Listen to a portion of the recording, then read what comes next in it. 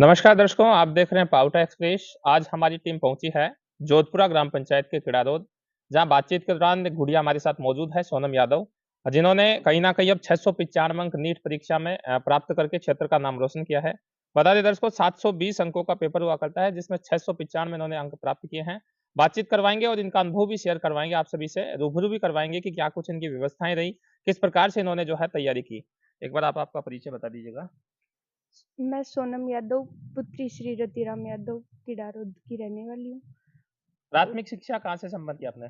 New Indian school से यही गाँव में, उसके बाद 11th-12th राजस्थान स्कूल से 10वीं में पाउटा कितने में। परसेंटेज थे आपकी? 90.33 बनी थी 10वीं उसके में। बाद में 11वीं-12वीं कहाँ से की? राजस्थान स्कूल पाउटा से 12वीं में कितने परसेंटेज रही?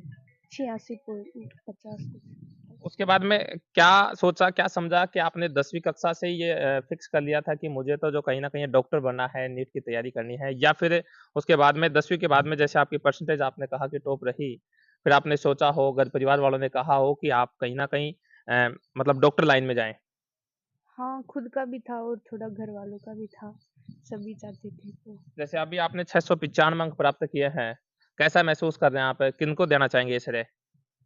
मम्मी-पापा को मोटिवेट करते थे हर टाइम, तो फैमिली को ही जाता है। कितने दिनों की तैयारी आपकी रही? कितने साल लगे इस अचीवमेंट को प्राप्त करने में? 1 साल। 1 साल। अच्छा, 12वीं के बाद में आपने केवल 1 साल तैयारी की और 1 साल में ही आपने 695 अंक प्राप्त किए। अभी क्या कहना चाहेंगे, बालिका होने के नाते ग्रामीण परिवेश में रहकर आपने एक अच्छी सफलता हासिल की है। किन-किन परेशानियों का सामना आपको करना पड़ा? घर परिवार में जैसे अनेकों काम होते हैं, खेती-बाड़ी का भी होता है, हाँ, पशु भी अपने हुआ करते हैं। सारे काम ही होते हैं, घर के काम भी कर सकते हैं, साथ में भी पढ़ सकते हैं, प कर सकते हैं। एक बार आप आपकी स्ट्रेटजी मुझे बता दीजिएगा कि 24 घंटे की स्ट्रेटजी आपकी क्या रहा करती थी? कितने बजे आप उठा करते थे? क्या कुछ आपकी व्यवस्थाएँ रहा करती थी? सुबह 5-6 बजे उठती थी, उसके बाद कोचिंग होती थी 7 बजे से 1 बजे, उसके बाद आके खाना-वाना खा के फिर 5 से 6 घंटे पढ़ती थी, फिर थोड़ा रेस्ट-वेस्ट, ज़्यादा नहीं पढ़ती, मतलब जो पढ़ाते हैं उसको रिवाइज़ करो अच्छे से कंसंट्रेट होके, अच्छे। क्या लगता है आपको एक सामान्य परिवार से जो व्यक्ति होते हैं, ग्रामीण परिवेश के लोग जाकर सीख कर भी कोई तैयारी करते हैं, कोई कोटा भी करते हैं। कितने घंटे तैयारी उनको करनी चाहिए जिससे कि वो 700 का स्कोर तक पहुँच जाएँ? आपका अनुभव आप शेयर कीजिएगा। मैं तो 6 से 7 घंटे ही पढ़ती थी। केवल 6 से 7 घंटे, हाँ। 24 घंटे में से आप केवल 6 से 6 7 से घंटे। 7 घंटे, 8-9 घंटे सोती थी, बस। पर कंसंट्रेट होके पढ़ना चाहिए, अलग-अलग इंसान का अलग-अलग होता है, अलग-अलग होता है। कोई कितने घंटे पढ़ के करता है, कोई कितने घंटे। बात कर लूँ मैं आपसे कि इस समाज की अपन बात कर लें तो बालिका होने के नाते कई स्थितियाँ होती हैं। कोई टाँग खींचने का काम भी करता है कि फलाँ की लड़की ऐसे है, इस प्रकार की तैयारी कर रही है, वहाँ कर रही है। आप सुनते भी होंगे इस समाज में रहकर। क्या करना चाहिए? बालिकाओं के लिए क्या कहना चाहेंगे? क्या इस समाज की बातों पे ध्यान देना चाहिए या फिर कहीं न कहीं अपना एक निश्चित या लक्ष्य को निर्धारित करके और कहीं न कहीं सफलता के कदम चूमने चाहिए? समाज वालों पे तो ध्यान ही नहीं देना चाहिए कि कोई कुछ बोलता है, कोई कुछ बोलता है। घर वाले सपोर्ट करते हैं तो काफ़ी अच्छा लगता है, आपका बस। कितना सपोर्ट किया घरवालों ने? मेरा तो पूरा ही करते थे। कहीं पैसे-वैसे की भी कमी आई क्या? जैसे आप सीकर रहा करते थे, नहीं, नहीं। तो ज़रूरत हो 500 की भेजे 400 यूँ, नहीं, नहीं, हैं? एक्स्ट्रा ही भेजते थे। एक्स्ट्रा कितने? जैसे 500 की ज़रूरत हो तो कितने भेजा करते थे? 2-3 हज़ार भेजते तो थे। ₹1500 कहाँ काम में लेते फिर? तो वो बाद में काम आ जाते हैं, रखे रहते हैं। तो फिर तो पैसे भी बहुत जुड़ गए होंगे अभी? नहीं, ऐसे तो हो ही जाते हैं खर्च, तो खा खा पी लेते हैं कुछ भी। अभी क्या लक्ष्य आपने ले रखा है? शायद मुझे लगता है कि राजस्थान में आपको एसएमएस जैसे जो हैं बड़े हॉस्पिटल से मिल जाएँगे। इसके बाद में मान लीजिए आप डॉक्टर बन गए, आपका हाँ, जो है ये गोल जो है निश्चित हो गया। उसके बाद में इस ग्रामीण परिवेश में रहकर कैसे लोगों की आप सेवा करना चाहेंगे? गरीब रह जाए। हाँ, सभी की जिनको हेल्प चाहिए, मैं गायनोलॉजिस्ट बनना चाहती हूँ, तो महिलाओं के लिए आप थोड़ा कुछ अधिक कर पाएँ।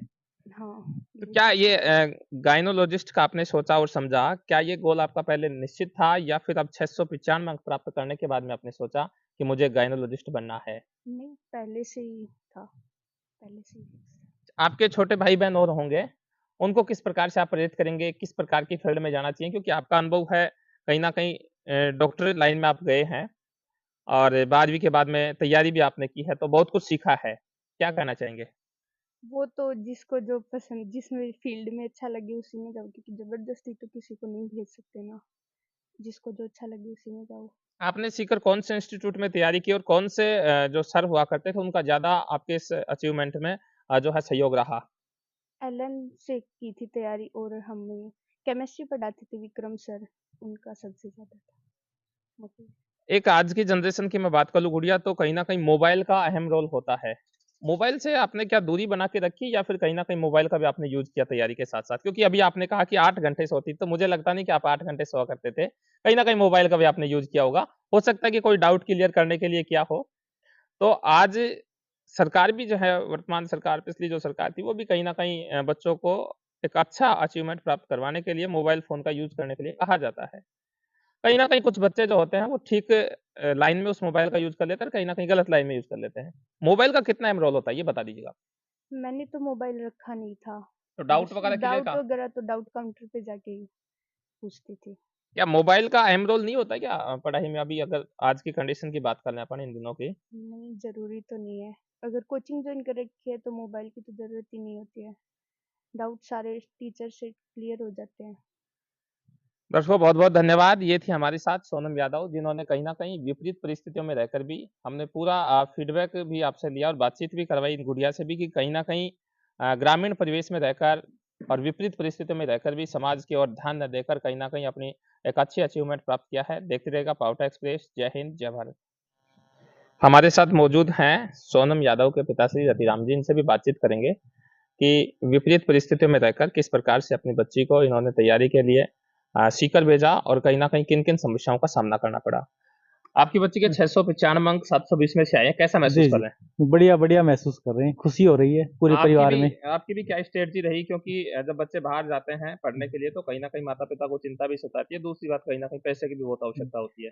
देखो, माता-पिता को चिंता तो रहती है, बेटे तो कहीं भी रह लेते हैं। बेटियों को थोड़ा-सा डर रहता है, भाई कहीं बाहर जा रही है, कहीं कोई दिक्कत तो नहीं है और कुछ भी है।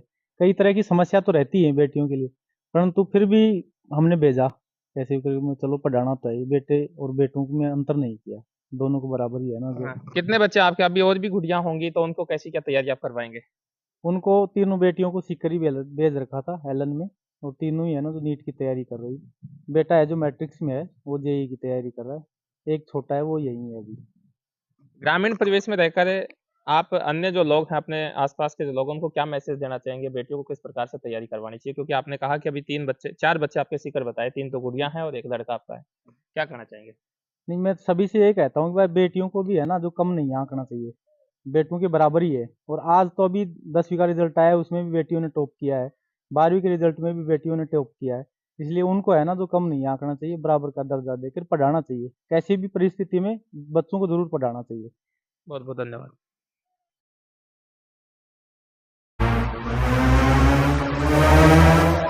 सांवरिया इंजीनियरिंग वर्कशॉप बावड़ी पावटा जयपुर दिल्ली रोड के गुरुद्वारा के पास बावड़ी में है वर्कशॉप। हमारे यहाँ पर 1109 407 510 909 body pickup, body tank, body tractor की ट्रॉली तसल्ली पूर्वक तैयार की जाती है। एक बार सेवा का आप मौका अवश्य दें। प्रोपराइटर सीताराम सिंह, जोधपुर वाले। Contact number 8503824505।